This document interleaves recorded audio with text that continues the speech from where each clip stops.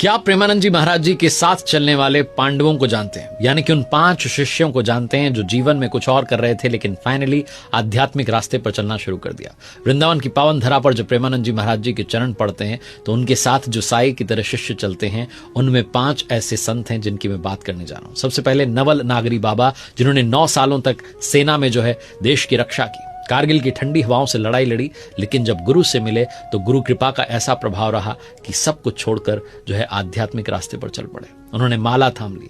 फिर आते हैं श्यामा शरण बाबा, जो रिश्ते में भतीजे थे लेकिन भाव से शिष्य बन गए, अपने परिवार और गृहस्थ जीवन को त्याग कर गुरु कृपा में साधु बन गए। फिर आते हैं महामधुरी बाबा, एक समय में असिस्टेंट प्रोफेसर थे, किताबों और क्लासरूम में डूबे रहते थे, सामान्य जीवन था जैसा बाकी लोगों का होता है, पर गुरु की कृपा ने उन्हें ज्ञान से आगे भक्ति की ओर खींच लिया।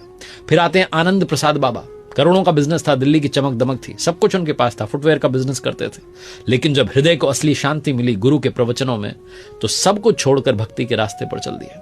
फिर आते हैं अलबेली शरण बाबा, जिनके परिवार में बाकी सदस्यों की तरह वो भी चार्टर्ड अकाउंटेंट बने, लेकिन सारा मोह त्याग दिया और जब उन्होंने प्रेमानंद जी महाराज जी के प्रवचन को सुना तो राधा रानी की सेवा में समर्पित हो गए। ये 5 संत हमें पांडवों की याद दिलाते हैं, जिनके पास में साम्राज्य था, वैभव था, पर उन्होंने भगवान श्री कृष्ण की भक्ति को चुना। आज ये जो 5 शिष्य जिनकी मैंने बात की, ये जीवंत प्रमाण है कि सच्चा धन रुपया नहीं, सच्चा सुख ऐश्वर्य नहीं, सच्चा धन है भगवान की भक्ति, गुरु की सेवा।